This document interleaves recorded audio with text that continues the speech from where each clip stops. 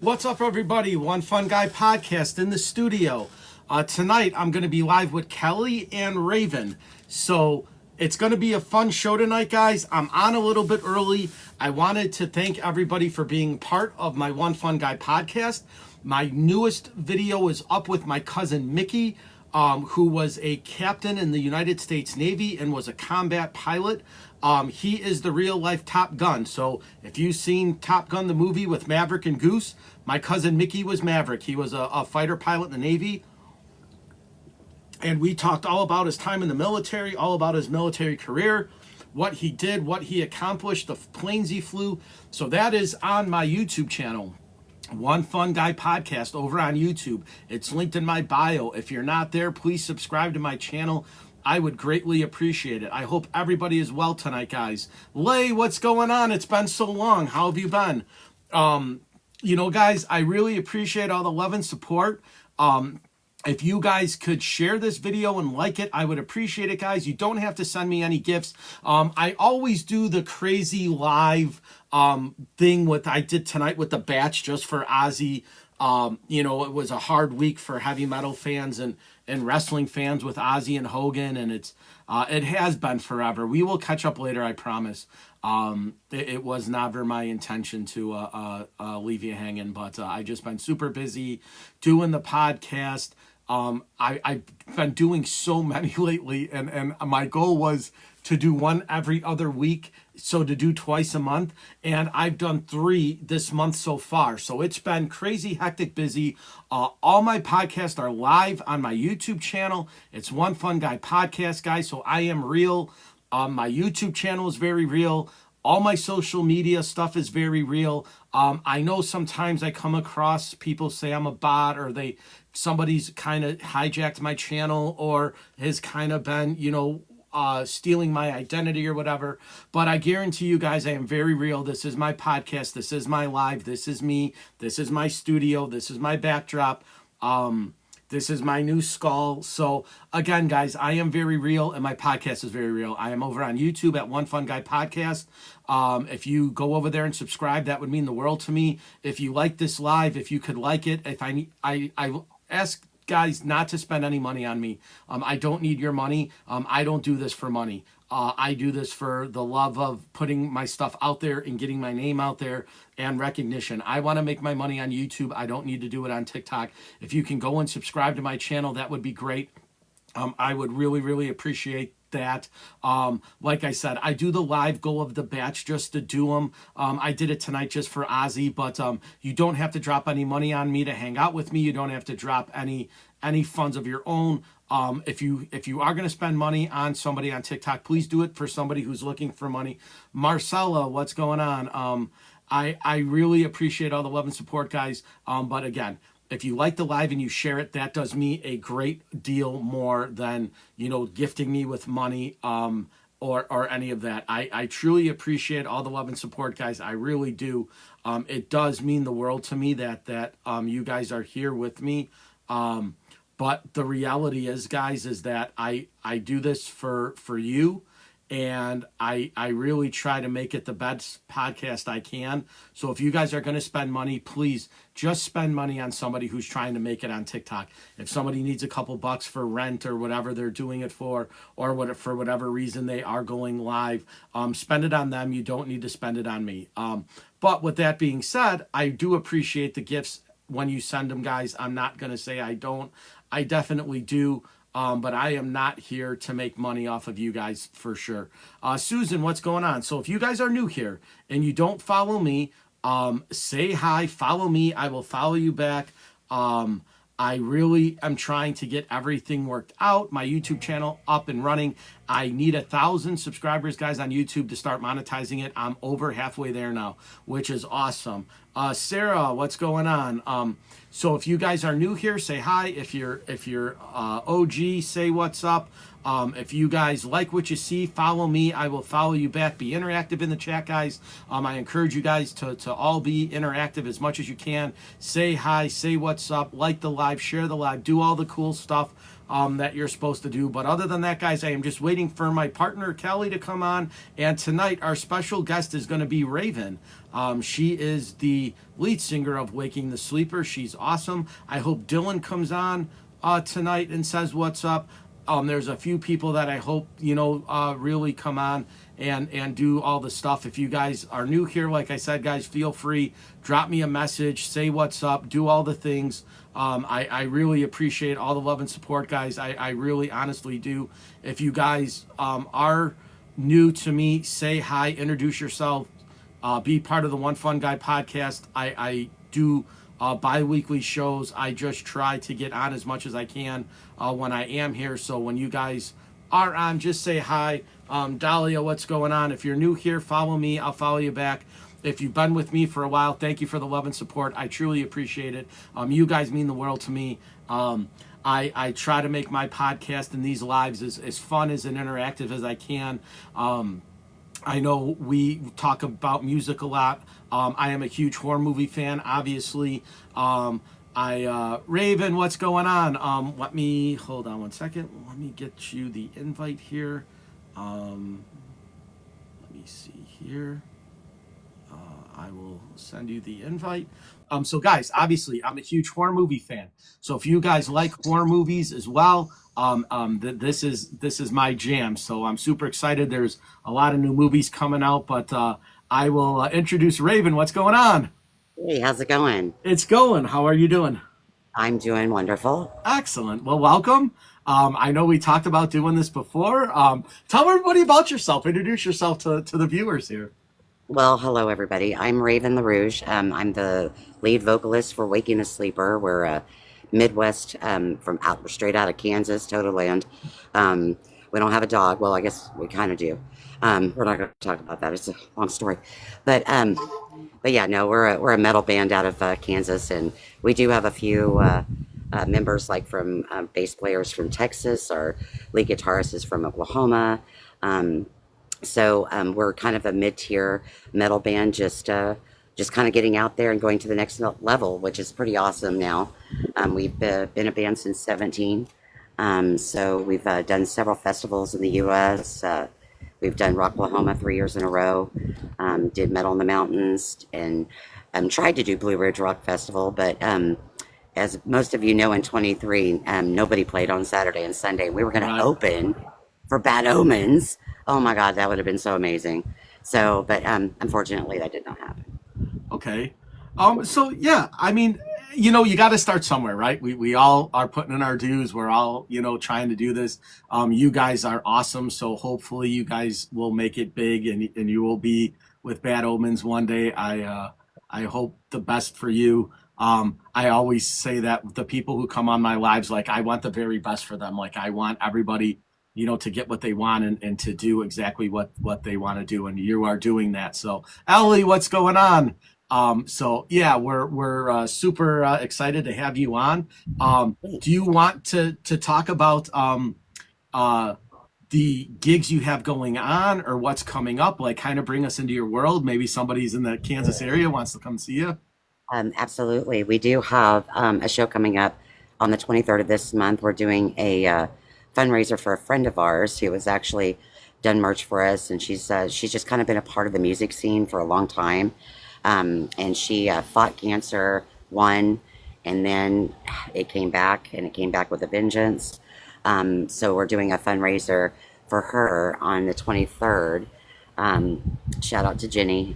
So there's a bunch of bands. It's going to start at 1 p.m. It's going to be over at Bourbon Street, and the venue on Bourbon Street. And so Yeah. it starts at 1 p.m. We're going to be headlining that. And then there's going to be a whole bunch of us come together as kind of the very, very last band, which will be a lot of fun.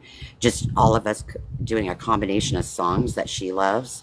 So we're just going to be doing a bunch. All of us are kind of just getting together, like one guitarist from one band, one singer from the other band, and just kind of doing a mashup of all of us together, which will be a lot of fun. So that's going on the 23rd. And then on the 30th, we'll be in Texas, in Abilene, Texas, doing a show down there.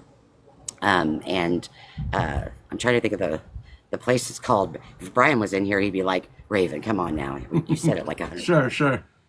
But we'll be down there in Abilene, Texas, doing a show there with a whole bunch of amazing bands.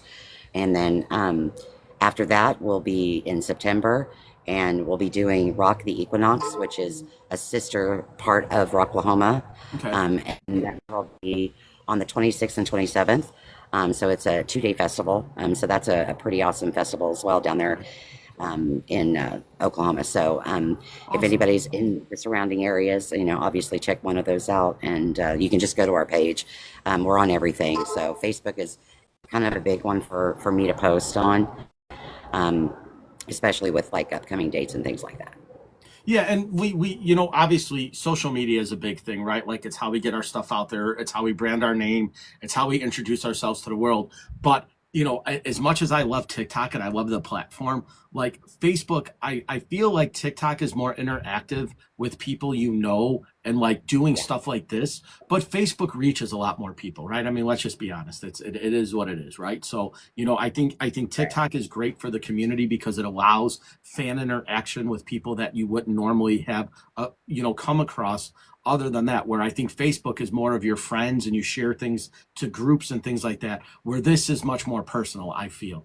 So that's how I use it as a tool. And that's how me and Kelly met. And that's how, we started doing the pod cult and talking about, our music and stuff like that. So it's, Yeah, and I've actually talked with Callie since the last time you had your interview with him, and he's such an yeah, amazing person, such an amazing yeah, he's artist, awesome. Yeah, musician. So and he, I mean, he's from obviously not the United States, so it's right. really cool to connect with other musicians that are, not just here, So yeah, there's so many great people out there as musicians and types, and he does some amazing music too. And I love like the EDM type sound and things like that, and he does that. So Yeah. definitely a lot to talk about there. Yeah, it's crazy because there's a band called Anal Nakrath, right?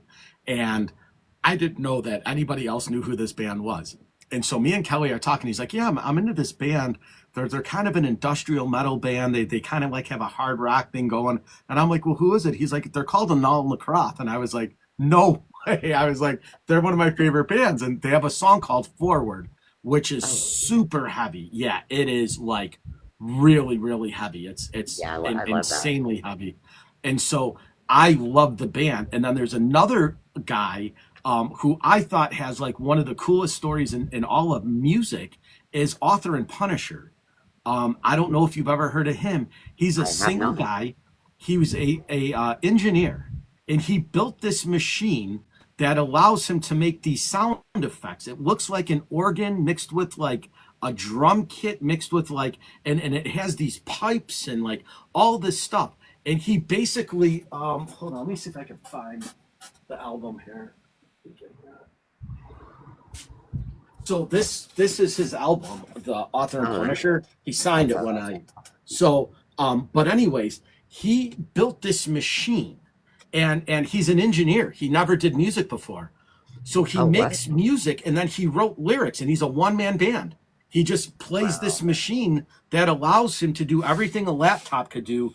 I don't know if he's got a picture of the machine. You can kind of see it. This is like some of the equipment, but Oh, he used yeah. all of his stuff off the fact that he's an engineer and he built this thing. And so that's what he uses to make his music. So he's not, I wouldn't put him in the same category as like Trent Reznor, right? Like Trent does, kind of everything. He's got, more of the musical background and stuff, right, as a songwriter and doing all that Right. stuff. But as far as like him creating music by himself, I don't think there's a cooler story in music, right? The guy wasn't a musician by trade. He was an engineer. He builds this machine and makes music and puts lyrics on it. Now he's got 3 albums. So he's kind of a That's cool thing in the underground scene. No, yeah, that is amazing. So, I love to hear stories of people who create their own instruments. Like yeah. that's incredible. That's incredible. So there's another cool band. I don't know if you've heard of them. They're Crash Karma. So it's a husband and wife, Right. or Actually, I have heard of them. Yes. yeah. So he built the guitar called Miss Frankenstein. So it's a half bass, half Yes. guitar in one, and he can tune it to where it Yeah. sounds like a bass. They're And he amazing. took off all the knobs, Yeah. so he recreated So if you're familiar with Crash Karma, they're really cool. Yeah, they are very cool So they're and a they're two very piece, but they unique. sound like a four piece. Yeah. Right, which is so cool. Which is so cool. Yeah. Because like in my band we have like six people. Because like I started off like I'm still a pianist, but Sure. um I write a lot of the piano works in what we do. But like my sister who's in the band with me, she's the one that does like the operatic beautiful voices, and she's taken over the keyboards for me, so I can do my hardcore in your face stuff live. Because that's kind of what I love to do. So, but with like we have six people in the band, so yeah, to be able to have two and sound like four, that's incredible. Yeah, for sure. Ellie, what's going on? I'm just inviting people who are coming in. Where I'm just having a conversation with Raven. I met her. We've done a podcast together. She's an awesome musician. I love the band. So I told her, let's just go live and see what happens. See what we can get with interaction and see what we can get for For fans. sure. So here we are chatting it up about music. So That's awesome. Nice to meet you, Raven. What kind of music do you do? Metal.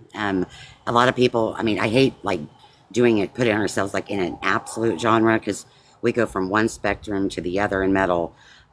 But I mean, I've got like one song that's like 90 beats per minute that is really slow, and then I've got one that's 185. So you I know, love that. I love yeah. that. I don't like to be boxed in it, in a you have to be this. We just kind of Yeah, do what feels right, and that's what the way we to do it. yeah, absolutely, absolutely. So I like to incorporate. I mean, I love the 2000s metal. So obviously, all of us have our own things that kind of influenced us. We just kind of mesh it all together, and that's who we are. I love that. That's badassery. I'm a rock Thanks. head or a metal head or whatever, but my music, yeah, it's all over the globe. I can't Yeah, just that's pick one genre, but I will go with rock and metal all day if I had to choose. right. yeah, Yeah, we're same, same. yeah we're Where are we're you all in the out of? same boat. Where are For you out of, sure. Raven? We're based out of Kansas, so we have like a few members that are like from Texas and Oklahoma. So for me, it's kind of fun being like kind of smack dab in the middle of the U.S. because Hmm. we can do like let's do a a West Coast tour, let's do an East Coast tour, and we just do this huge circle or a dive straight through or whatever. Nice. So I think it works out really well as a touring band, to be centered because then you can kind of choose which side you want to go with. Exactly. And you're right smack dab in the middle. It's like, meet me in the middle. Let's go. Right. Right. That's Which awesome. works out really well too with like other bands that you want to like do tours with. Like Hmm. if they want to like start something, like if on an East Coast band, they could start something on the East Coast, start heading this way, and then we start up our tour with them, like somewhere around like Kentucky or something like that, and then start moving downward or into Texas and around and go through Colorado and Utah and Iowa and come back around to Come to like this. Minnesota. Yeah, I have not been to Minnesota yet. I haven't been that far. So Do it during the summer because it's better because the weather in the winter just sucks ass up here. yeah, I do somewhere have like a map where I was literally like I told the band we should do this because it shows like a year long, like in the 70s, like we should just do a tour where everything is in the 70s. I was like that'd be That, fantastic. that would be awesome. It gets so humid up here. It's different than the south humid, but it gets humid. It's Yeah, awful. But come to yeah, Minnesota and let me know. I'll go. absolutely, Black is absolutely. my favorite color. Red is yeah, that's kind of a favorite to me too. Like, yeah, let's go, girl. Hell yeah, hell yeah, I love it. So I know I asked you when you were on my podcast, but out of all the bands that have female singers, who do you think is the best one, or who are you drawn to the most? That's a hard one. Oh my goodness. Oh my Ellie, gosh. that goes for you too, because I know I have one in particular, and she's always been Hi, kind of my number Allie. one. How are you, love? Um, Um, sorry, Raven. You go ahead because I can't. well, I love Hailstorm and yeah, Dorothy. and I've got a couple underground bands that I'm huge fans of, like Mindy from Dying Oath. She's over on the East Coast. Phenomenal hardcore singer. And then, I mean, my gosh, I have such an eclectic metal like. Like it goes anywhere from like Maria Brink in this moment to Amy Lee. I mean, everything, you know. Oh, yeah, I love Arch Enemy, Uh-huh. things like that. Even Deadlands, that's a new one. Amazing vocalist. Yeah, so I mean, what's her name? From Spirit Box. She's pretty phenomenal as well. Mhm. Sorry if So it's yeah, okay that I have my camera on for just a hot minute. No, that's fine. It's all good. Sorry, so my yeah, friend Allie is in here. yeah. So Who's I your friend so Allie? that's My friend Allie B. Oh, she's my mod. She's my right hand. I love it. She's my peeps. She's good nice. shit. So yeah, so I'll tell you. So my favorite female singer has always been Tarja from Nightwish. I was a Mm, huge Nightwish fan in the late '90s when they were like coming on scene. Right, they had that symphonic like power metal, but she just had that operatic voice, and I was always like just entranced by it. I always thought that she was like by far the most predominant vocalist just because there had been a lot of good female vocalists in rock and metal, right? Joan Jett, Lita Ford, all of them have been great. The for girls in sure. Vixen, all of them. But there was Yeah. something about the heaviness of Nightwish with her voice being more operatic and singing the falsettos and the higher notes where it just worked. And I was just a huge fan of Nightwish. And not to take away from the singers who have come after her, because I think they're now on their third or fourth female singer. But Tarja just had something special. It was just magical, and that was early Nightwish was just kind of my. They were like Lita Ford the used to be really, really hot back when she had that song "Close My Eyes Forever" with Ozzy. Ozzy. Yeah, Mhm. Oh God, I think she's Yeah. still hot. And Rob I Zombie's do wife, I too. forget her name now. yeah, Sherry Moon. Yes. That was for the same as Joan Jett. She's still hot as Oh, hell she's too. Yeah, I saw her recently. And I gorgeous, was like, damn. gorgeous. yeah. And you know all of them, right? Like Pat Benatar and all the female vocalists that have been, pretty much, going all the way back to Mama Cass, right? In the late '50s and early '60s, right? There's been, hundreds of female singers, but like as far as like the Mm, hard rock and heavy metal scene goes, like I was just more drawn to Tarja and Nightwish and just how heavy it was and how great her voice sounded. So for me, she's always kind of been like my number one. I really kind of haven't deviated from her very much, and I could still listen to anyone in Nightwish's early albums, and it sounds fantastic. And it's yeah, been for and then sure. another one who really kind of impressed me too when I saw them live was Christina Scabia from the Oh, Coil. yeah, for sure. She Mention was her because unbelievable she's live. She's phenomenal. got a great vocal range. Yeah, she's phenomenal What So for about yeah, Corey sure. Taylor from Slipknot? I was owned. yeah, I fucking love that man.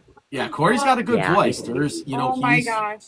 he's done. So I I don't love know if you Rob guys. Zombie too. So if you guys are you any of you familiar with Camp Freddy? Have you guys heard of Camp Freddy? If so, mm, Camp Freddy is a I want to say I have, but I haven't heard their music. so Camp Freddy is a Hollywood cover band. It's Dave Navarro, the guitarist from the Cult. he's hot. Dave It's Navarro is hot. yeah, He's Sorry to supposed talk to be over my you. Matt husband. He just didn't get the memo. Matt Yeah, Sorum that's from like Guns Corey N' Roses, Taylor. It's like right? we were supposed to be So married all yesterday, of bro. these What happened? right, so all of these different musicians, right, and Camp Freddy come together and they sing the songs. So like they'll have guest vocalists, like real ones, like Billy Idol, Ozzy Osbourne. Well, Corey Taylor joined them one time and did like these '80s covers, which was awesome, and it really kind of blew my mind because all you hear is from is Stone Sour and Slipknot, right? But it was just a Right. different environment of hearing him sing these '80s rock ballads like Skid Row, Wow. and he did a Motley Crue song. So you can YouTube Camp Freddy and see him like perform. It's a really cool thing. If you guys ever like, I don't know if they're around anymore, but they were like back in the like early 2000s. They were like a cover band, and if you wanted them to play, it was like a huge amount of money to see them. But they did all these private sessions, and so it was really a cool thing if you were able to go and see them. They played a lot in the LA area, and they would just pop up they would just kind of just show up, and they'd have all these different musicians playing, and it was just kind of the way that they did it. You know, and it was really cool. Here, let me see if I can play a clip real quick. This is, I don't want to get the commercials, but I'll show you what I mean. And of course, it's on YouTube, so I don't have the premium, but so. There's my husband, Raven. Oh, buddy. There's my husband. Iowa's own. He's from Des Moines.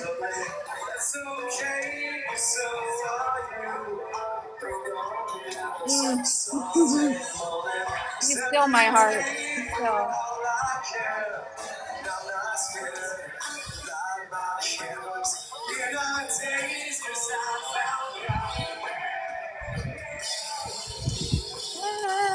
So if you guys ever just kind of, That's you know, YouTube so or fun. Google Camp Freddy, they have everybody who's anybody No, in the music Daniel, business played with no. them, and all they do is covers. There's no original songs. Corey Taylor. They spend the whole night playing covers. That sounds like so much fun to see. Yeah, Raven, and, we gotta go kidnap him. right. So that's Not too far. His hometown's not too far. It's like 3 hours south of here. hold on a second. Let me see if I can. I want to see Marilyn Manson someday too. He gets Manson's such a bad good. rap. Oh shit! I've I'm seen getting Marilyn. because I'm a few times. smoking. Yeah, I've seen Marilyn Manson a few times. He's amazing. Yeah. I love his shit. The last time I saw him, What's up, Kelly? Hey guys, how's it How are going? you? I'm good. How are you? Great. It's nice It's to a crowd today. I'm loving it. Yeah. So everybody, introduce yourself. I'm Mark. I'm the One Fun Guy podcast. Obviously, you guys are my in friend my Mark. life, I just but- met Raven, and now I get to meet you. Yes. I'm Ellie, Yeah, I'm and I Kelly. just I'm flung my fucking lighter on the grill. Talking about Corey Taylor and Marilyn Manson.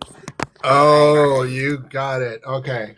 Yeah. Yeah. No. I'm Kelly. I'm a part-time music artist. I'm in the Chicago area as well, and I've been doing You're these Chicago things in with Mark June. for about a year plus. It's great to meet you guys. And Raven, we met just last week, I think, a little bit, sort of like not face to face, but I know. If yep.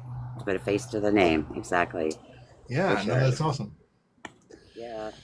Yeah, we were That's talking cool. about Marilyn Manson, and I was saying the last time that I saw him was crazy. He was on stage, and he basically looked at the audience and he said, "Drugs are good, guys. They really are. They're Ellie's really my good." girl, Mark.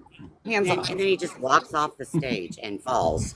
And then one of the security guard picks him back up, and he's like, "Drugs are bad, kids. Don't do them. Don't." The drugs don't love you. The drugs. Yeah. It was so funny. Oh my god! I was just like, "Wow, He really?" doesn't like the drugs, but the drugs like him. I guess so. So That's the thing. Yeah, I remember back in the day, so like when it came out in the 90s, and I was like, who's this Antichrist superstar guy? And I looked it up, and it was like, shock rocker, whatever, right? It was like, I listened to the music, it's like, yeah, the music is not as bad as he looks, type of thing, right? So it's like, a lot of show, whatever, right? But then I started to see the interviews with him. And he's Sorry, got a guys, I head had a on his phone call. shoulders, the guy, No, right? it's okay. Like he's so super smart and so well articulated. So I'm a much bigger fan of Brian the person than Marilyn Manson the musical artist. So that's sort of my view on Marilyn Manson, really. Yeah, and he's always surrounded himself with great musicians. That's the cool thing about For Marilyn sure. Manson is he's always had an eclectic group, and Rob Zombie tends to steal him. So yeah, that newest song that he has out, what is it? That got up in, I think it is. Wow, that song was amazing. I actually have that as my ringtone, yeah, just well, because I loved it so much. he did the new song with Ronnie Radke, which is very weird. That's what I'm talking about. Oh, is Yeah, that the so it's one? like- Yeah, so that's a cool song. I like that they collabed. I do too. He I do too. he kind of went where Trent didn't dare to go a little bit, like he did on stage where the sort of the closer videos, like the Nine Inch Nails videos went. But Marilyn just took it that extra step. Like he was sort of like in between Gore and Nine Inch Nails, and like in some way, like let's make it a truly offensive to have people react, right? Right. But he's a shock rocker. That's Yeah, Exactly. that's what they do, right? And you always have to push the limits, right? Because even Matt Zane, when he was on my show, said you have to top yourself, right? Because somebody's going to come out and do something more egregious than you did, and he tried to be the king of shock rock. I don't know if it worked out as well for him as he thought it was going to, but I give the guy kudos for trying, right? Because he did the suspension, right, with the meat hooks in his back and stuff like that. So, like, that took Society One to the next level, but obviously Manson had the stage show, right? That was, it was like King Diamond on steroids. I think that's an interesting point, though, that some people get famous for the shock value, and it tends to be that the ones that are the most shocking are the ones that also seem to have less musical substance. So I don't want to diminish Marilyn Manson here, right? Because obviously millions of people love the music of Marilyn Manson. But if you look at Gigi Allen, or if you look at your buddy there, or Gore, I mean, Gore are good, but if you put on a Gore album, yeah, it's fine music, right? But it's an entirely different thing when you see them live, like sure. With all the puppets and all that shit, right? So to many of these sort of shock artists, I feel like they use that as an augmentation to get the notoriety because the music isn't quite there. I'm not going to say that entirely for Marilyn Manson. It's just that it didn't hit me so much, but obviously Marilyn Manson, reached so many millions. But Marilyn Manson did what Alice Cooper and Iggy's Pop did to that next level, right? He had that kind of gothic look. He had that kind of vampire attitude. Alice Cooper never really did any of that. Manson kind of dabbled in that kind of gothic scene where he took a lot of that crowd, right? Those 80s bands that were really into the neo-goth scene. Manson tapped into that. And a lot of those other guys hadn't done that. And that's where I give Manson all the credit in the world, because he said, well, if you're going to do this dark trance and you're going to do this kind of emo, let me tap into that. And those were the fans he grabbed from, and they gravitated towards him. Well, I tell you, live performances, like, that is a huge thing, because we just like played with Green Jello. Mm-hmm. There was 500 pool noodles. I'm just going to try to make you understand. 500 pool noodles that people were moshing with, and there was the blow up floaties, and it was insane. But everybody had so much fun, So after like the songs themselves, it wasn't really about that. It was more about just people having fun with pool noodles. And it was.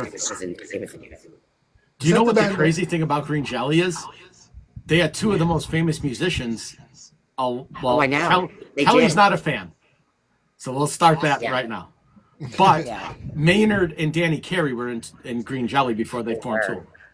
They were. Well, so that doesn't help the case. I'm not a Tool fan either.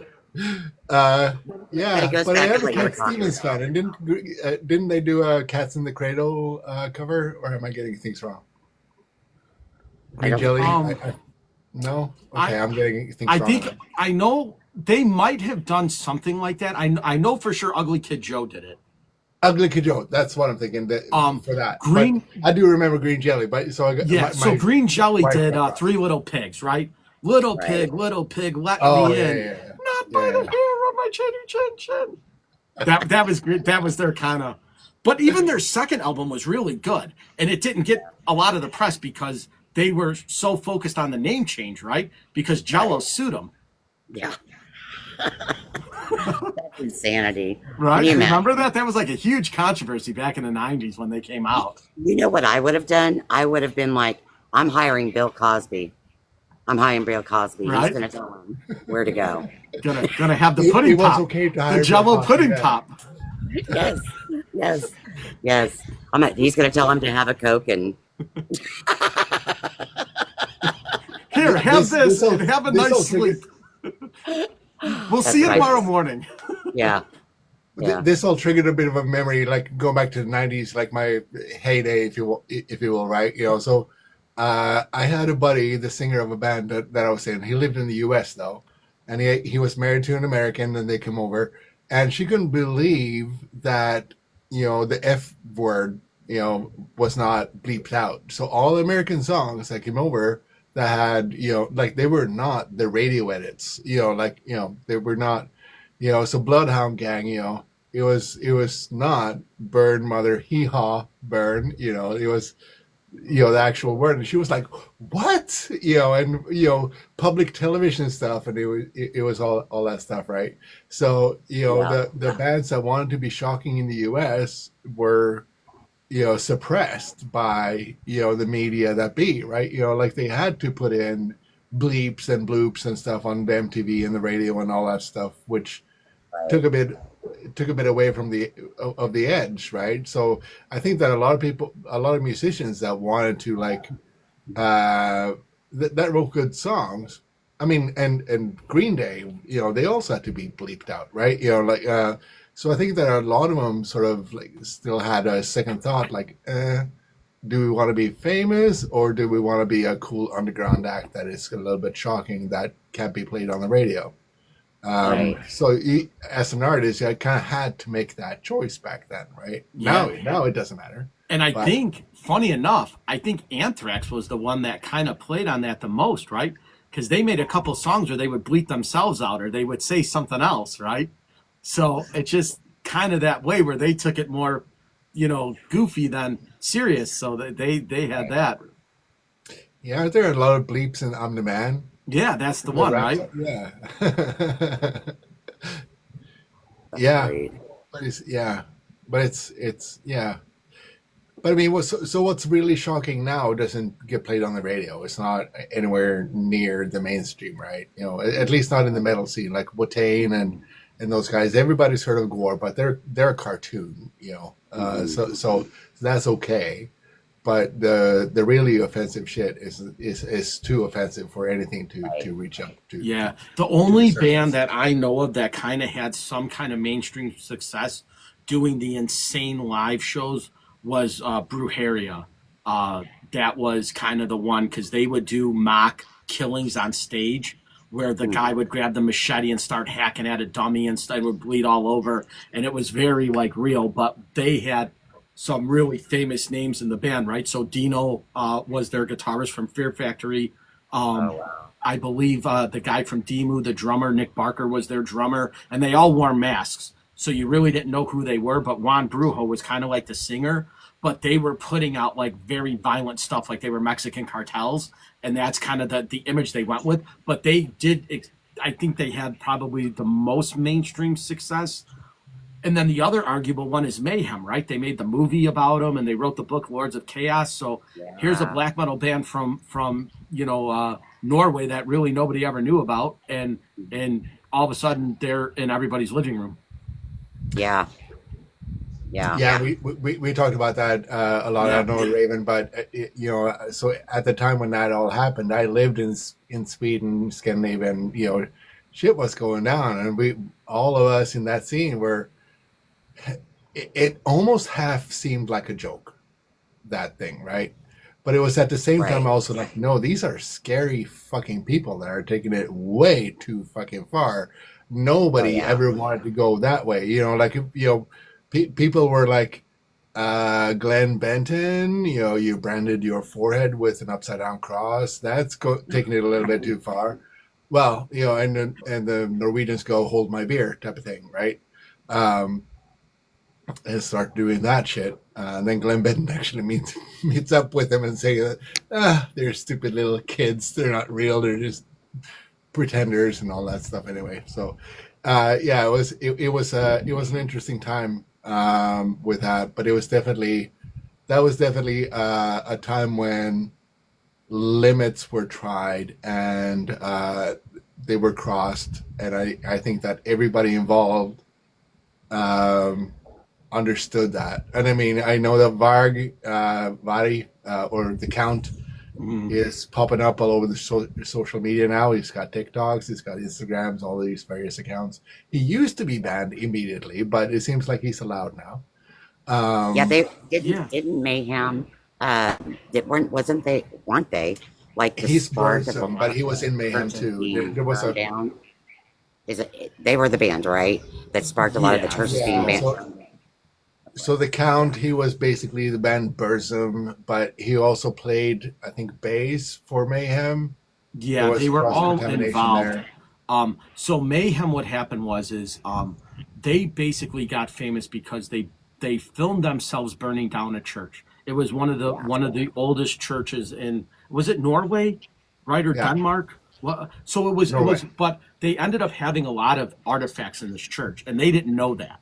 They just thought it was an old barn style church, and they filmed themselves burning it down. They didn't realize what was inside, so it got a bunch of backlash. However, the black metal community, a lot of them started following them, burning churches and filming it, right, and watching it. They would go out at 2:33 in the morning, and they would have these big, sticks with the kerosene on them, and they would just kind of throw them through the window and watch these churches burn, and they would film it, and it became a pretty popular thing. Now, it's always been kind of pushing the issue musically, but this was the first time it was like outside of music, right? It was, Right. a lot of the damage that was being done was irreversible. You can't get these artifacts back. You can't get these books back. You can't get the building back. And so I Right. think their recourse of action was very, very wrong. And it sparked a lot of controversy, but I think that's ultimately what they wanted, right? And the thing was is that none of them were ever charged with any crimes. Yeah, Oh that's yeah, crazy. for sure they were. Yeah, but I don't Yeah. think they did any time. I don't think they were ever Oh really, yeah. did they? Oh I yeah. don't remember any of them Yeah. getting No, caught. no. There was time done, but it's Norwegian prison, right? So we're talking about like uh, resorts almost. Not really, but by American prison standards. Sure. No, there were people that were convicted for it. I don't The remember Count anybody in Mayhem though getting charged with anything. well, the Count himself, he got charged both with a couple of the church burnings as well as the murder of Hieronymus, or Euronymous. Right. And then Faust, who was a member of Emperor, he also was convicted for also aiding in the murder, but also for aiding with church burnings and stuff. So yeah, no, there were people that were put in jail for sure. Okay. And but the thing is that it wasn't just church burnings, right? There were death threats. Obviously, the most famous killing was Euronymous, but yeah, I told you before about a bandmate of a buddy of mine got a black metal knife stuck in his apartment door with a threat letter on it and stuff. So there was shit going on Mhm. that was way outside of what was sort of metal, which is if they try to do this under the guise of metal, like all the rest of the metal community looked at the Norwegians and were like, yeah, no, guys, no, this is not it. But they still tried to sort of like I guess outdo each other in Norway to some extent. But it came to a halt, and I there were folks like Isan that was a member of Emperor. He like, nah, I'm not doing any of that. Faust, whatever. Go do your thing. I don't want to hang out with you anymore. So there were people also in Norway that distanced themselves from it. But all in all, it was like everybody in the music scene agreed that these guys have other issues, and this has nothing to do with making extreme music and being shocking to society and trying to change society as it is, right? Right. Yeah, because it seemed like a couple bands like Dark Throne really capitalized on that. They definitely used it to their advantage. And But Fenris is kind of a puppy. I'm sorry. That's what I'm saying, right? He barks loudly, but he's kind of like a super introverted autistic guy that likes to push limits and has his own ideas or whatever, right? I don't think that he really hurt anybody. no, that's what I'm saying. They It's rode like the wave. you can do the art of it, right, like they took advantage. yeah, I mean, sure, why not? Like if you have an opportunity to That's what they capitalize, did, I right? mean, That they were, you yeah, know, it's like, yeah, okay, so I'll do that, but I'll tone it down a bit. I won't kill people. I won't burn churches, but you know, Satan, right, yeah. like, Gaul or whatever, right? Like I don't know how involved Gaul was, or Gorgoroth, any of those guys were in anything, but I mean, they talk a big game, but you I know, think they were more the stage show, and I think they rode the coattails of the guys that actually really did it, yeah, it was like, which is fine because you have to jump on an opportunity, and they were all in the black metal scene, and they were like, oh well, we're not those guys, but look at us, right? We're just like those guys, yeah, it's like, if you think that Behemoth are for babies, then you can follow us instead. right? You know, So, yeah, def, it was an interesting time when all that happened. Like black metal was really trying to find its legs somehow. Like they yeah, needed to be the most extreme music and be the most shocking. And they just need to find their lane, and they crossed a number of lines trying to yeah. find that And identity. and luckily you had bands like Cradle and Demu who took it mainstream, right? They Or found Behemoth, or the bandwagon right, and they wrote it. yeah, yeah, and I mean, there's a lot of. I mean, you could even say like, where does Dayside fit in? I mean, I know that the sound is death metal very much, but it's also their imagery and their lyrical content is very closely to black metal. And I mean, now black metal is entirely different. Right. Like I detest the early '90s black metal. Really, I think it sucks musically. But now, like, I hear the atmospheric black metal that is like almost orchestral, like really intricate, Yeah. full arrangements, and I just love it. It's like butter, like having like 4 layers of reverberated guitars on Hmm. blast beat type of. I think it's fantastic now, right? Well, Um, I did love like Cradle of Filth when they did like Nymphetamine because Yeah, that that's produced like that a perfect beautiful example. voice with the high screams and the kind of the darkness of it, and with that orchestral background, right? So, but you also have the heavy guitars and all of that. So, that was like I think one of my first encounters was that song when I listened to that, and I went, "Oh, I love this! I love the feel of this, the vibe of this, the atmospheric parts Yeah. of this." Yeah, for sure. Like one of my favorite Cradle albums is Dusk and Her Embrace, and that's when they really started messing around with like the synth stuff, where they were bringing organs into it and the piano and the keyboards and stuff. That was really kind of their way. And then when they did From Cradle to Enslave, that kind of really pushed the boundaries because that brought them really. It was a 5 song EP, and that song caught. Yeah. they they were among the first to do the really epic thing too, right? Like, Yeah, like we can make this go big. yeah, Like I say, sound wise, right? right, Like let's do choirs and shit. Like, I mean, so they took that for some of the goth. Sister Mercy had done that. Will had done that. There were other goth artists that had done that, but black metal is so close to goth, I think, in terms of imagery and stuff. So it's like, right. yeah, fuck it. And they took a Let's page. get some orchestra in there, and Yeah, and they took a page right out of the '80s death metal, and all their album covers looked awesome. They were always Hmm. great artwork, and their logo was cool, and they did everything right. They put good music together. They had great artwork. They had great lyrics, and Danny, being the crazy guy, was just on stage with the full on war paint, never took it off. Right. And I mean, we can't disregard the mom is gonna hate this thing as well, right? Hmm. Like, it's definitely like, this is for me as a rebellious kid, for Oh, for sure. me to like. And it was, we've talked You about know, Elvis or Beatles several I times before actually too, right? It was didn't kind of a talk little about bit like that. that too. Like, yeah, is that Raven? It's what you're talking about. You just stepped on something that I think nobody really talks about. Like, so I'm kind of like that Gen X into the next generation, right?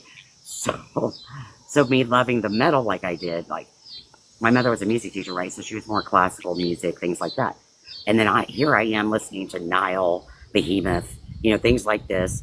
And then when I have kids, then they go into like uh, emo music, right? That I would consider emo back then, you know? And so they're telling me to turn down the music, which is, I'm like, I can't catch a break. My parents tell me to turn it down. Now my kids tell me to turn it down. That's awesome. It's been a lifelong accomplishment. Yeah. I used to have a fanzine back in the 90s, and we had a guy that did cartoons for us, and one of them that he did was like, what will our grandkids shock us with when we grew up with Napalm Daddy? Right. Right. You can't shock us anymore, right? You can't come No. up with anything worse. I mean, obviously things have come up that are worse, but but Yeah. but it's I still, usually take something that like one of my daughters thinks going to irritate me, like a pop song or something, and I'll just start gutturing it, the words, and then it will be in public, and she'll be like, "Stop it, mom!" right? That's how our kids can piss us off. It's like, Right. I Right. just want to shake it off, shake it off. Exactly. It's fantastic. That's what we'll do. Like, what the fuck are you doing? Yeah, yeah, yeah. I usually take like I have grandkids now, which is crazy. But I'll take them with me, and we'll be just listening to metal music, and then they'll come home, and then my daughter will be like, "What did you do?" And I'll be like, "Nothing. Right. Parenting done good. Grandparenting done good." And she's like, "Mom, mom."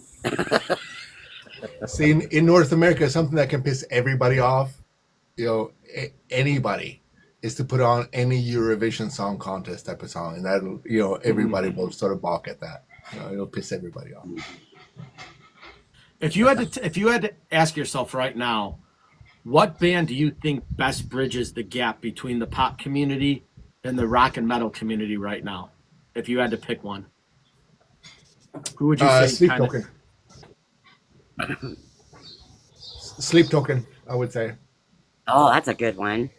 That's a good one because it merges so much between. Ghost. I would Yeah, say Ghost. Ghost do that. that or I would say Bad Omens even because they have a lot of like. I would say, Yeah, all no, I three of have those? another dark horse in here. but I'm And saying that's- Poppy. Yeah, sure.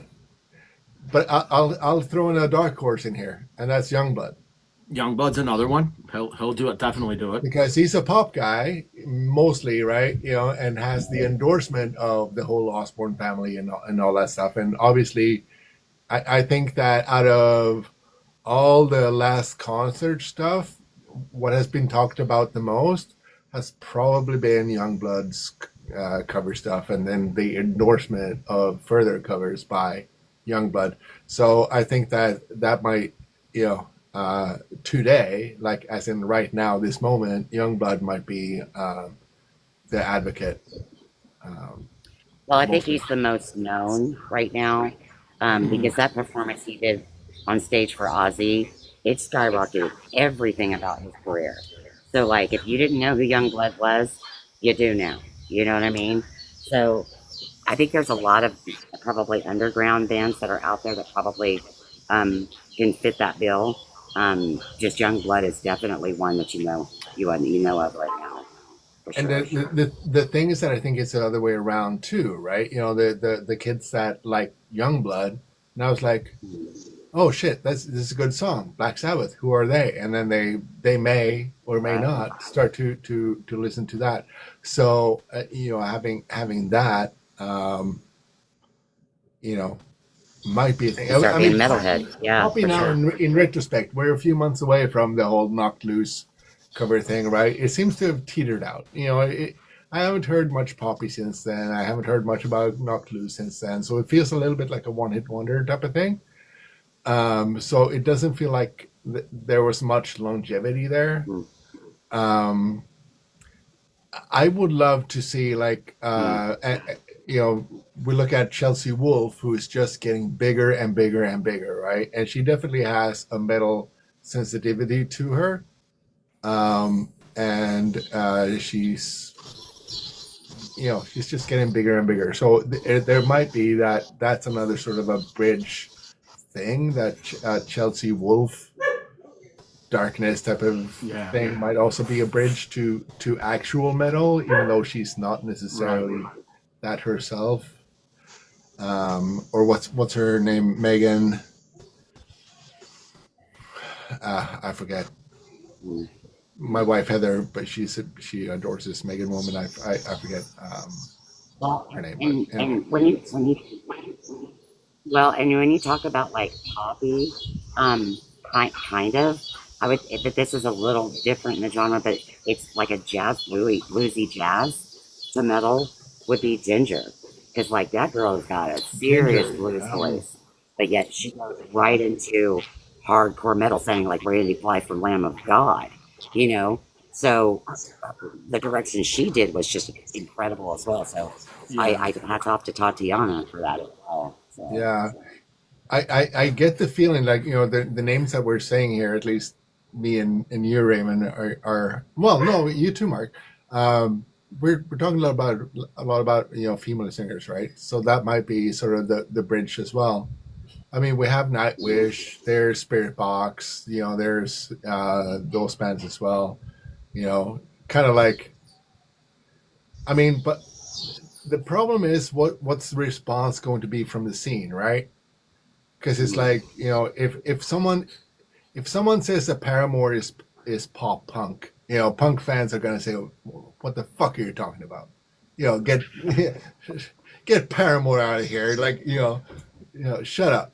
So it's the same thing. It's like, oh, you're talking about metal, Nightwish? No, You know how what many the people what the say the hell? same thing about Sleep Token?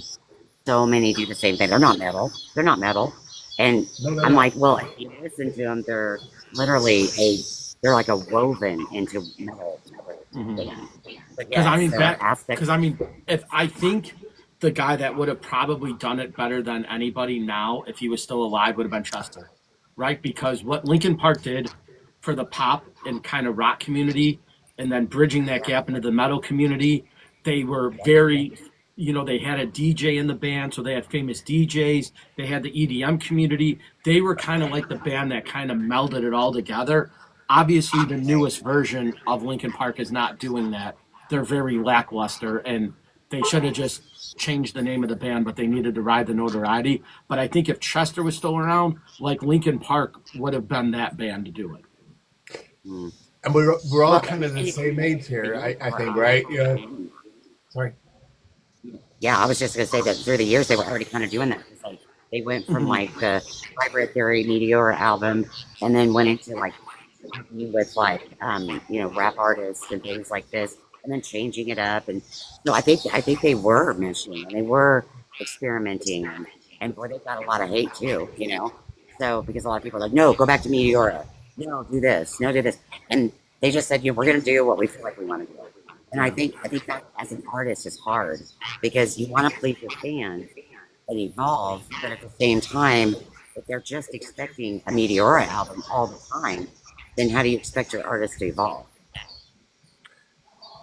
I think that there have been a number of bands that totally could have, but decided not to, especially in the '90s, right? So like I said, we're the same generation, all of us. Mhm. We're in the sort of within 10 years of each other. I don't know. I'm sorry, Raven. I'm making assumptions here, but you said you were a grandmother, so I'm guessing that you're not 30. Uh, but Right.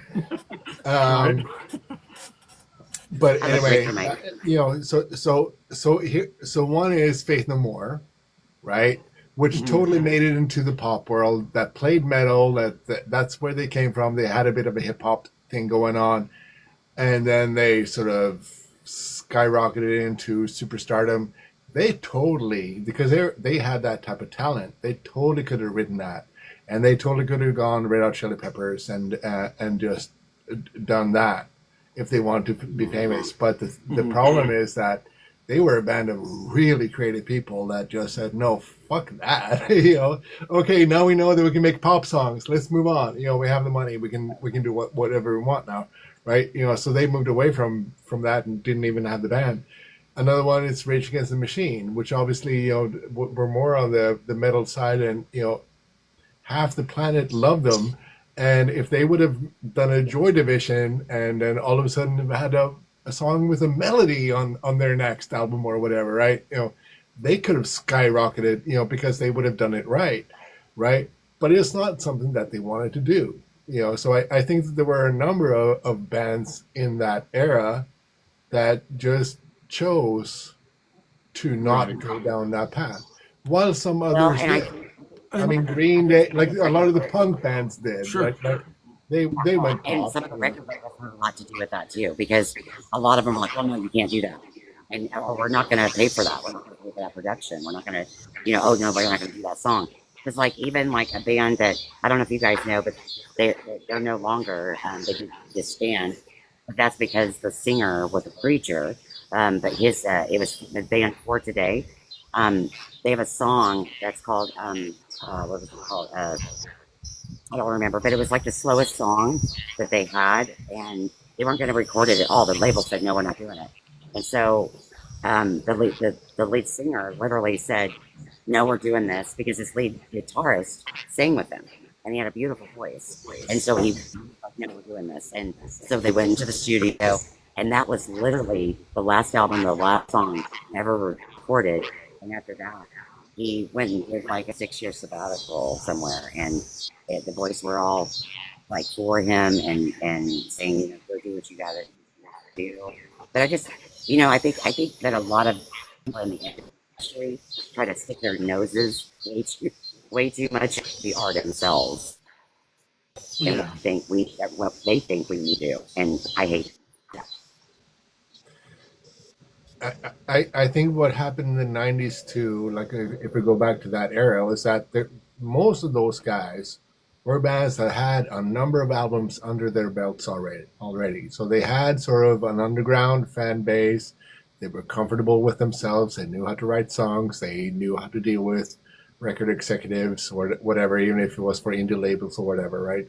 So it was Right. some level of familiarity there. So it's like, okay, so when big guy David Geffen or whatever come to them and say, "Hey, do you guys want to make it big?" And they say, "Fuck yeah," or "Do you guys want to make a lot of money?"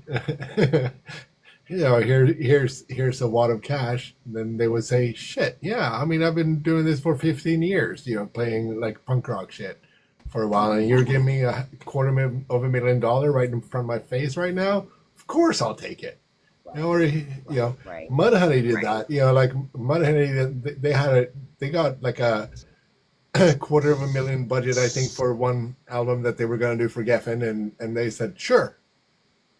It's basically that was their budget for recording the album. So they went to their buddy Conrad Uno that had an 8-track in his basement where they'd always play, recorded their shit, and did it for $20,000, whatever, and then kept the rest of the money to buy houses for themselves.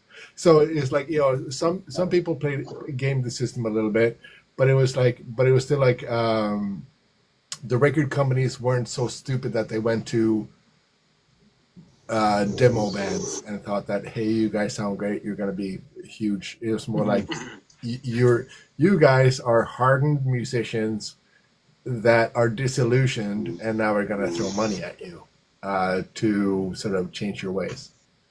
Um, you know, and Yeah. some of them bought it, some of them didn't. Some of them tried and then decided, nah, not going to do it. Like Melvins, and they made a couple of albums or whatever, and then it's like, we'll do indie. Um, but I mean, out of all that too, though, I mean, so I guess we're looking for at a second wave potentially happening soon, right? Because of the grunge thing, we got Pearl Jam, and we got Alice in Chains, or everything that happened there. I mean, I could even throw Linkin Park in there. I mean, I know they were new metal or whatever, but definitely softened up and did some of the more grungy stuff or whatever, right? So I think it's about time for maybe the black metal bands or whatever to soften up a little bit and go pop. I don't know. There's some tentative steps with Poppy, like you said, and the Nightwishes and Ginger and those guys. It could totally happen. what I think maybe is needed is some super powered record exec to step up and say, yeah, no, we're gonna push for hard fucking metal now, right? We're gonna get that shit on the radio, right? We're gonna make that mainstream. Um, just like Geffen said that Nirvana, you know, you know, I don't care if it's too hard, too punk or whatever. It's great. You know, people are gonna love it. Um, so I think it's just cautious now. It's business, right? You know, will I make my money back? You know, and once someone finds a band that they think will get their money back, then they're gonna take a chance on it. Sure.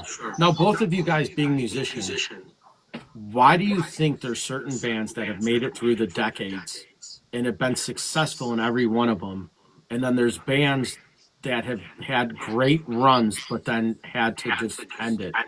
What is that special thing about certain bands? Can you put your thumbs on it? Do you know what it is? I could just give one idea. There are two the people Was that that sorry? contact. Like, if you know people in this business, they'll Is it just me, Mark, or help. is she cutting out? You know, Cut they'll out. they'll be able to market. They'll make things. You know, and Yeah, it's I think Raven might need to move to a different corner of our house. I don't know.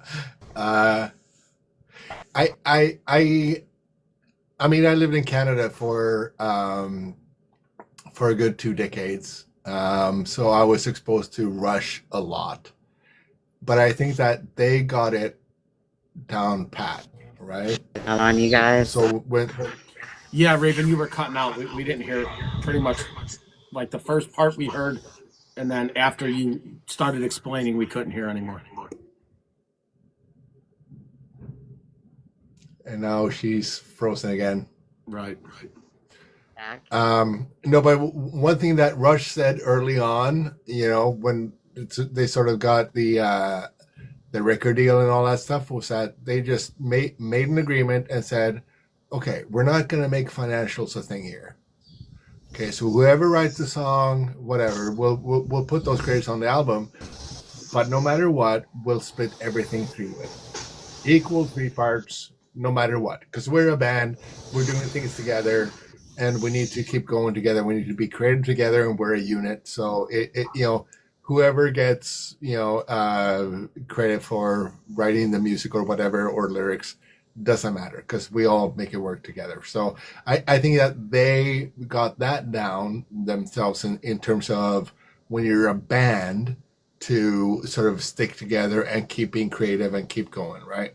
Mm-hmm. But the thing is that it's not just, you know, it's an industry, right? So you're not just a band that needs to keep being good. It's that you have a manager probably or a management agency that needs to be pleased, and you have a record label that needs to be pleased, and you have distributors, and you have all these other people that are making a living out of you as an artist, and all you do is write the fucking song, right? You know, and you feel that pressure, and you have to, you know.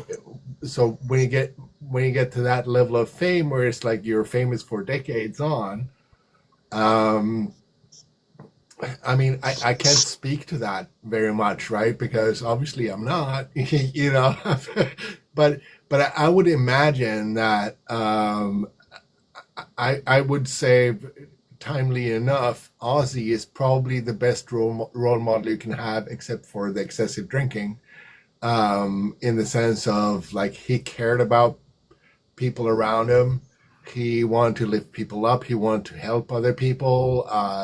You know, like he realized that he was just a cog in the wheel type of thing. Like he was sort of the motor that kept things running, perhaps.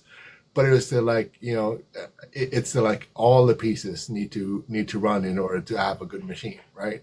And I think that to have that longevity, you have to have that sense.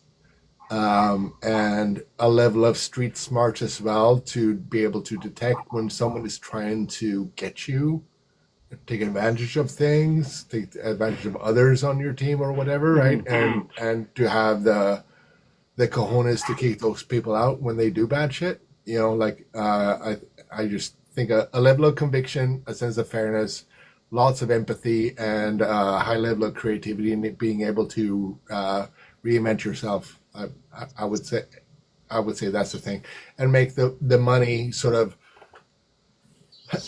the money not the primary thing. It's important, but if it's the primary thing, then I think that you're gonna fall down pretty quickly too. Yeah, I did Wi-Fi off. Hopefully that's better now. You're better now. Yeah, that's good. So go back Sorry, to what you were saying before. So tell us what you I, think. well, I was just gonna say that I think it's honestly for the people who like succeed, like over the years. It's honestly the people that you have behind you, the people who have the contacts, because they're able to make things more exciting, continue that, do great big, marketing and campaigns and things like that. I mean, if you have bigger people in the industry, people, obviously you're going to keep being talked about. So, um, I think the more that you're able to, but you have to be careful with that too, because there's some people in this industry that are snakes. And like Ali was talking about, they're literally there just to make a dime off you. So, if it's a fine line, so you got to be careful who you team up with. And there's a lot of snakes out there, and especially higher up. So, I just thought of one thing too, because I'm in the corporate world and I am a manager of people, right? And we have to produce software product, right? My main mantra in my day job is, you don't get the best out of people if you push them, if you tell them that you have to work harder, right? I get the most out of people when they are motivated, when they feel like they are being valued and they want to do this. They feel like they're making a difference or whatever, right? So if you're a musician or a band or whatever, and other people around you are inspired by you and their creativity, and maybe they feel like they can talk to you about their idea, and you actually listen to them and whatever, right? So that motivates them to work at their very peak of their abilities because they want to. If you're told that you have to work harder, you're going to work harder, but you're not going to work at the peak of your ability because you're not inspired. You don't want to do it. It's like you're just getting through the day to get your fucking paycheck. It's like, oh, fine. I'll work this weekend too, but I'm not going to do a very good job because, I'd rather do something else. Right. So, I think that, the people that are around you, if they are motivated and feel like they are being supported, and it sounds so cheesy, but if it does feel like a team, I think that that's a very important thing too. I mean, look at Ozzy. I'm going to say Ozzy again. Look at his record sales, but he said Randy, Randy, Randy so much, or Zach, Zach, Zach, or, whoever else he was playing with, or Sharon, Sharon, Sharon. It's very little from Ozzy that you heard me, me, me, right? It's I think that's a key point. Like you have to create an environment that works. Because obviously we mentioned Ozzy. Another person or people that come to mind are like people like Sammy Hagar and Aerosmith, right? Steven Tyler. They keep making hit after hit after hit, decade after decade after decade, and their songs are always relevant, right? If Aerosmith puts an album out, it goes to number one. If Sammy writes a song, it usually does fairly well. There are very few people over the course of decades that could do that. I am going to say something also, which is very non-metal, but I watched a 2-hour plus documentary on the Bee Gees a couple of nights ago. Mm-hmm. And I recommend that to anybody. Those were 3 brothers and a 4th one coming in. So just by being family, they should be close. But as a band, you know, across the decades, the things that they had to do and get over and all that shit to be able to sustain the career that they had, it's incredible, right? You know, they started out, you know, in their early teens saying that we want to be famous and did everything they could to become famous, and then they became famous in Australia, and then they moved to the UK and they became famous there. And then, you know, there were dips, and there were, you know, drug problems, and they all wanted to go, you know, like there's it's such a good microcosm to look at, in terms of if you're a multi-decade type of band and you're as close as being actual brothers, it's you know, and they're surrounding themselves with the right people and all that stuff. It's really, really good. So even though it's Bee Gees, it's 60s pop to start, and then it moves into disco, and then it moves into Streisand and Celine Dion or whatever towards the later days. Still highly educational. So I think it was on HBO, and I recommend it. I recommend it to anybody. Yeah. And I just want to say that one of the last sentences in this documentary really struck me. So it's Barry Gibb is the last one of the four brothers to survive, and you know, he's old, hair's falling off, and he looks back at you know, 50 years of success, whatever, right? And he says, "Well, I'm the last one to survive, and I would give up all the hits to have my four brothers back." Yeah. So what I mean by that is I keep it, you know, in perspective too. Yes, music can be the most important thing in your life, but it is not life necessarily, right? You know, so and it can make other people's lives. No, I just find it like intriguing that there are some artists, and some of them, most of them are non-metal, right? You look at acts like Elton John, and you look at acts like I can't think of his name now, Paul from the Beatles, McCartney, right? The guy's been doing it, Yeah. and he's still doing it, right? Rod Stewart's another one, right? Rod Stewart's going on a world tour next year. He's sitting 27 cities across the globe at 80 years old, right? So what makes them still relevant over the course of all this time? Like there has to be that it factor for them, right? Obviously, a loyal fan base is key. Writing good songs is key. Having good music is key. But to keep doing it at that consistent level, like there has to be something to be said about the person, the music, and the people that are with them, right? For sure. For sure. Yeah, there's an ambition and passion that you would have to continue all those years. Like you have to be passionate about what you're doing, obviously, to continue that for that long. And be good to work with. Yes. You know, in the music business, you can have two motivations, right? One is that I'm going to make a lot of fucking money off of you, or I really like your creativity. And I would say with Paul McCartney, who was not someone that dug deep into drugs or had that particular addiction problem very much, I don't think. He was mostly getting people to work with him. For the Aerosmiths and Elton Johns and those people, right, that were deep in addiction territory, I think that for large periods of time, people were working with it because they still knew that, yeah, I'm going to make a lot of fucking money off of you. You know, David Bowie in his druggy years too, right? You know, so I think that if you want to be a healthy musician that actually will live past the age of 60, then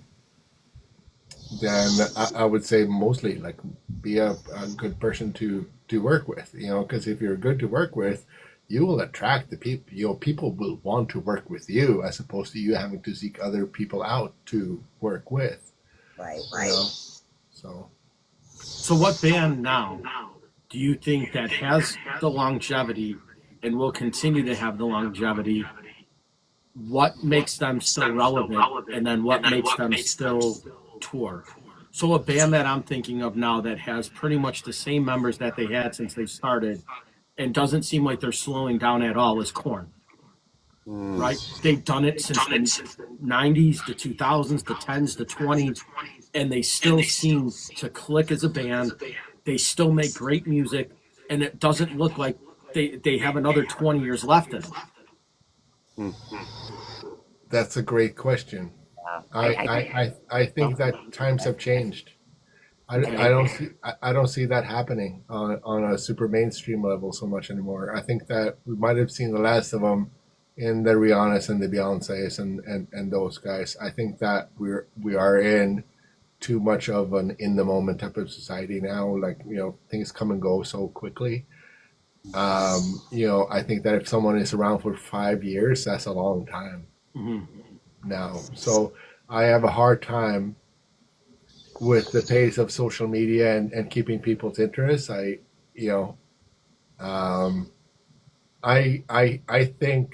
really do think that, are we excluding metal altogether? Are we just talking music in general? I think music in general now, but it seems to be the bands or the musicians that have made it seem to be metal and country. The pop stars don't seem to have that longevity, and it doesn't seem like any other style of music other than country and heavy metal have that longevity with the consistency of a fan base continuing to make music, writing good songs, and still being relevant as they were 30 years ago now as they are today. Well, I do have something to say about this too. When you're talking about like bands like Korn, I mean, Korn came out in a generation of outcasts, right? Most of their fans were outcasts. Those outcasts became parents. Now they have kids also that probably feel like outcasts as well.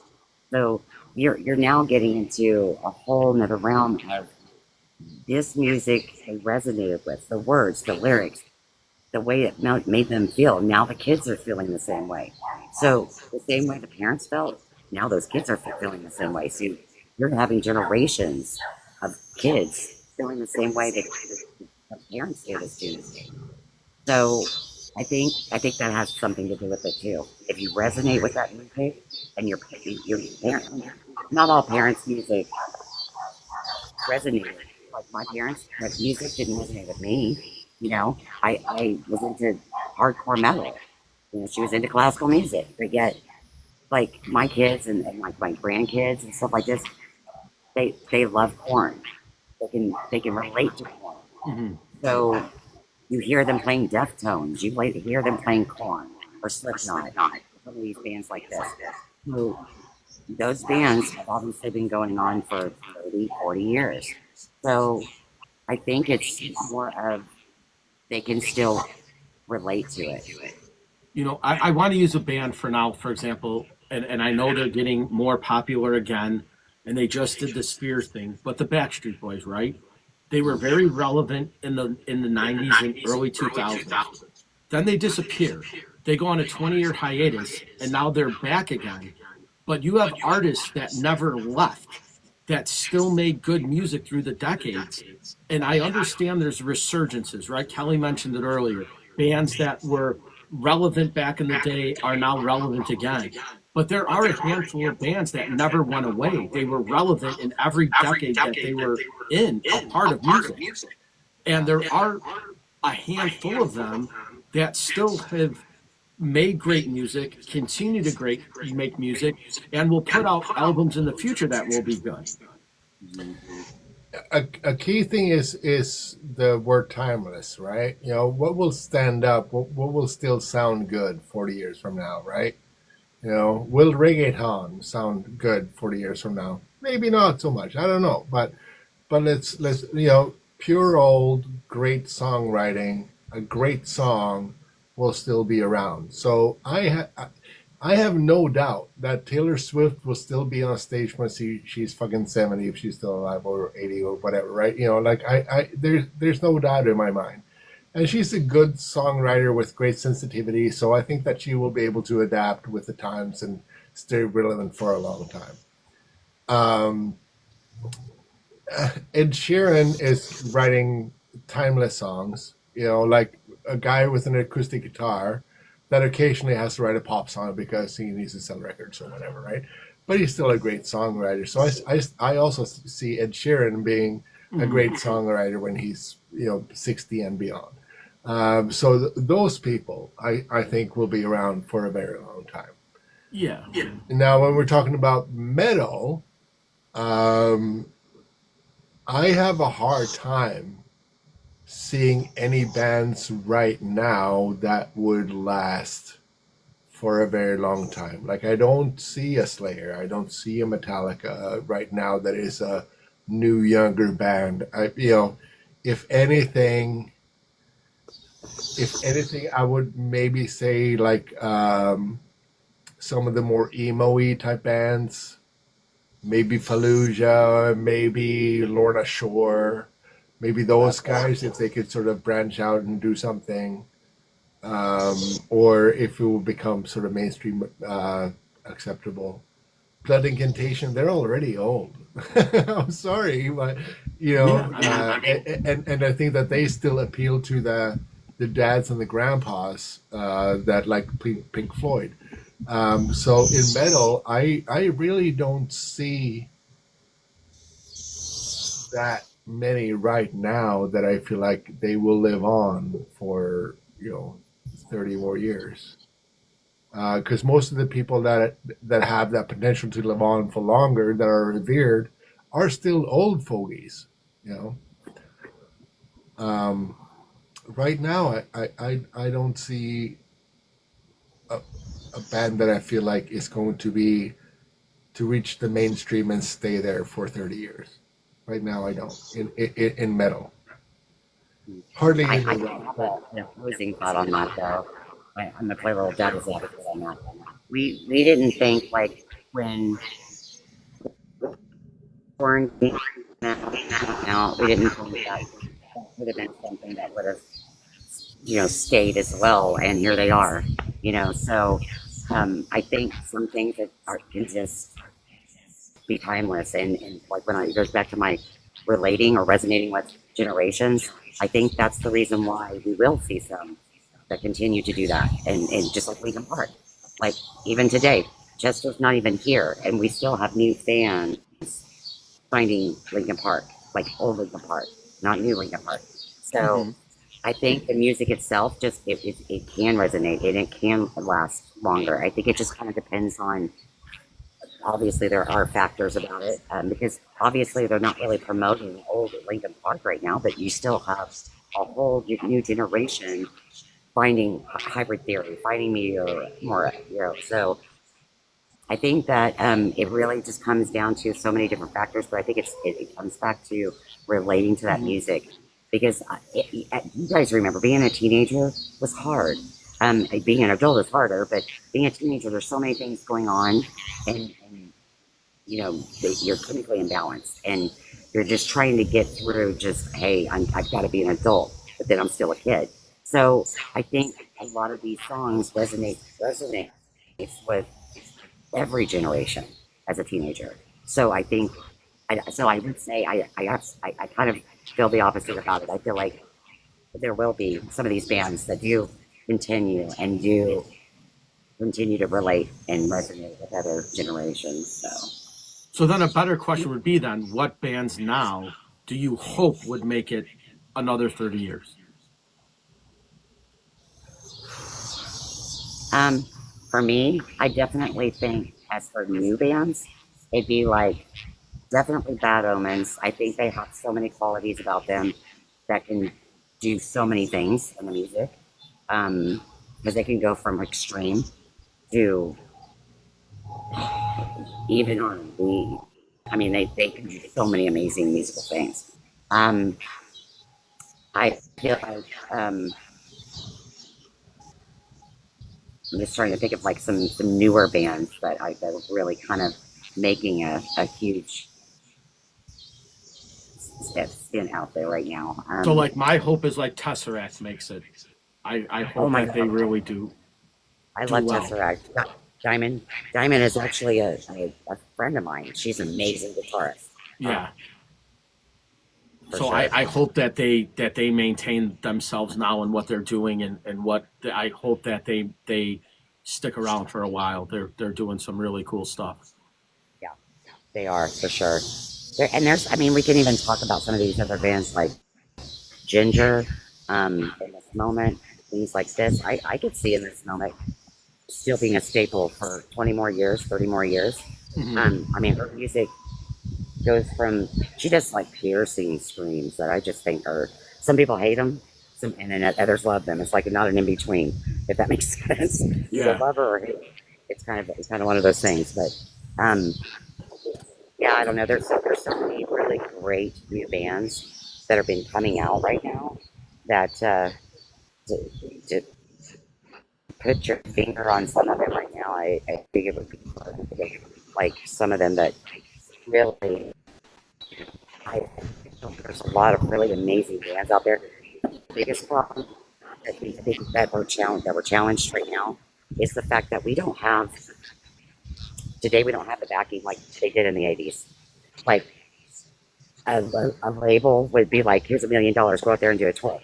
Then of course they would take everything from them, even their pension, by the time I got old enough to retire. So the facility deals, a lot of artists in the last 15, 20 years, they realize, oh, that's not a good deal. That's, it's not, we're not going to make any money. And most of these artists that were in the 80s or the 90s, they're broke. They're broke. They don't have anything. So I think with the times changing, the labels, everybody else that, were involved with a lot of that, a lot of bands are DIY and everything. They're trying to do it on their own because they're finding out they can, so there are positives, but then there's negatives. So I think it's going to really depend on a lot what goes on in the music industry and how things change for the artist. So Do you think people generally now are just smarter with their money though? That they didn't do the foolish stuff that they did back then? Like grotesquely spending money just recklessly and not saving a dime of it and just living for the now? Like the '80s mentality, and I'm not going to say all of them, but most of them, they were like, I was getting a call. I think a lot of them, it was the '80s. They were like, we're a rock star. We can go out and have fun, party. The labels basically giving us, the permission to go out there, just do our music and have a good time. So they didn't really have to do behind the scenes marketing, behind the scenes PR, behind a lot of some of them did, obviously. A lot of them just go out there and be a rock star. So yeah, it's a whole everything. But what about bands that ended up financially sound? Like obviously Guns N' Roses kept making money. Bon Jovi kept making money. Def Leppard kept making money. But they've invested their money. They've gone into other businesses. They've done so they were very smart with how they spent their money. It just wasn't blowing it on houses, cars, and women. Yeah, And that's for anybody in a business. Investing is important. I think that we're talking about boundary pushing a little bit too. Like musicians have pushed boundaries, and I think the industry tried to push its boundaries too. Like how much can we squeeze out of the public, right? And I think that the '80s was a little bit out of like how much can we squeeze out of the public, by also at the same time squeezing as much as we can out of these poor stupid hair rockers. I mean, I'm sorry, but I out of that generation also, Yeah, I'm like today making a we judgment call here, but very few of them seem to be the sharpest spoon in the cabinet, and that was deliberate of a wrong analogy. I what I would like to see, and I'm doing a little bit of a utopia here, right? Maybe the era of the megastars, especially in sort of the scene that we like the most, maybe that era is gone. And I'm not saying that is a bad thing. I think that it would be great to have a selection of 10,000 really good bands that could afford to tour and make a comfortable living, not making millions and millions and millions of dollars to be able to buy 50-room mansions on, Miami Beach or whatever, right? But that they can make a comfortable living doing their shit, right? If there were 10,000 bands in the metal scene that could do that, we could go to a show every fucking weekend and be happy with whatever band it was that we prefer. And I would much rather have that over having 5 multi-$100 million bands that do arena shows, and then the rest of them are trying really hard to just get a gig and maybe put together a 10-day tour across the US or whatever, right? So I would like that to happen. I would like to have more of a peanut butter spread of great bands that had a sufficient fan base, each of them, to be able to do what they do for however long they want to do it, without becoming multimillionaires. I get the feeling that most people in the metal industry are not really seeking the multimillionaire type status, but it's more like I want to do this for a living, and I want to, if I'm popular enough, I should be able to make a comfortable living out of it, right? What does comfortable living mean? Probably not a 50-bedroom house in Malibu, right? But you see what I mean, right? So I would love to see that happen. I'm totally cool with not having the top 5. Like, let's have the top 100. I think that would be ideal, honestly. So I definitely think that what you just said, I think, is more common in music now, other than your top 1% that have Beverly Hills mansions. And you notice that a lot during COVID, right? When these bands would do what we're doing now, it'd be a bass player, a guitar player, a drummer, and a singer at their homes. And you look at the backgrounds of their houses, and you could tell they're not in these multi-million-dollar mansions. They're in homes like me and you, maybe a 2-bedroom studio apartment somewhere. And if that was 1980, they'd all be in these mega mansions in North Hollywood, right? And you just see where the modern musician, I think, where their comfort level was just being in a normal house with normal studio equipment, than having these monster homes where they just get lost in them. And I noticed it when Metallica did it, right? You looked at like Robert Treehouse's home, right? It looked like anyone, if you walked into my house, you wouldn't notice the difference. He was walking around with his bass, and he's going from the kitchen to the dining room to the living room, back to the kitchen. It wasn't like he's walking down this 250-foot hallway to get to his kitchen from his master bedroom. It looked like a normal house, like one that we would live in. And I think it just normalized the fact that I think these rock stars have gone away from that now, right? There's a few that are in that top 1%, that have that old 80s and 90s money where they buy these lavish houses. But I think the average musician now is comfortable. I don't think they're in excess the way they once were. Most musicians are not comfortable. Let me tell you that. Most musicians are struggling really hard, and they're trying to find the day job that pays the most, that requires the least amount of effort, so they can go and do their fucking music. Yeah. So that's it. Every musician that wants to make it wants to spend their energy on their music, and they don't want to spend that energy on their day job. And if they can find a day job that pays well for 4 hours, that is shoveling shit, as opposed to something that is answering phones for 8 hours, they would rather shovel shit for 4 hours, so they have 4 more hours a day to do their fucking music. So, and that's what most musicians are doing. Like, they're shoveling a lot of shit in order to be able to do the thing that they want to do. They're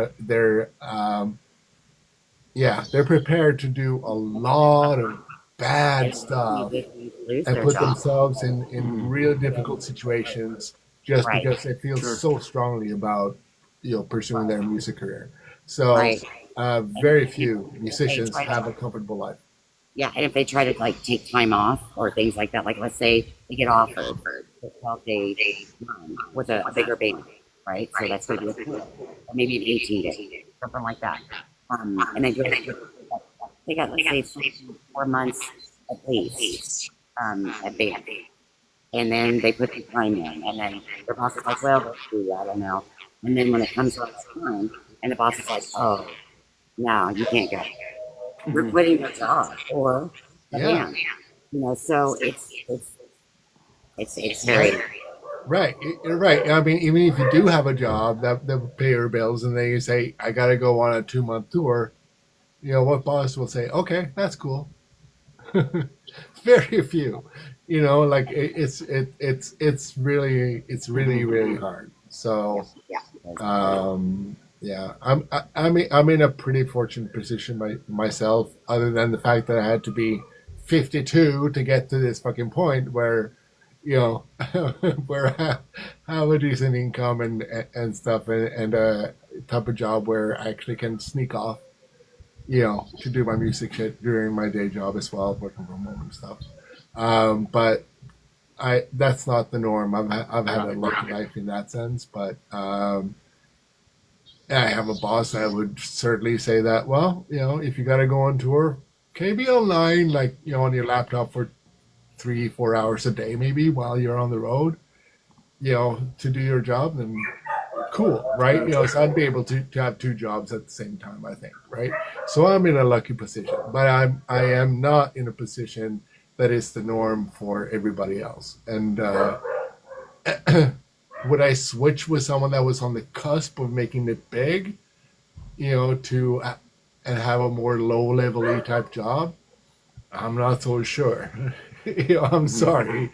There's something to be said about having some sort of economic security when you're past 50, right? Like you tend to take fewer risks when you get to that age.